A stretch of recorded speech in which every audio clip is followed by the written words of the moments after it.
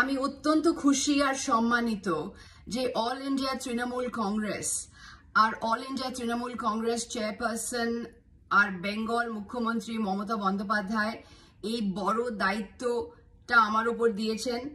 আপনারা আমার উপর আস্থা রেখেছেন, বিশ্বাস রেখেছেন আর একটা চমৎকার সুযোগ দিয়েছেন ভারতের গণতন্ত্রের জন্য কাজ করতে।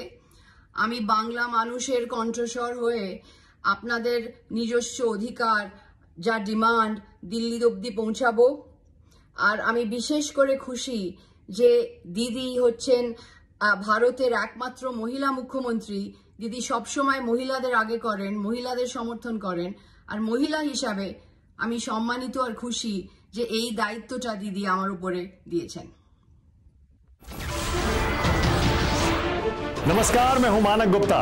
अगर आपको हमारा ये वीडियो पसंद आया हो तो इसे लाइक और शेयर जरूर करें और हाँ, हमें सब्सक्राइब और फॉलो करना ना भूलें ताकि आप देश और दुनिया की कोई खबर मिस ना करें। तो जुड़े रहिए हमारे साथ और देखते रहिए News 24।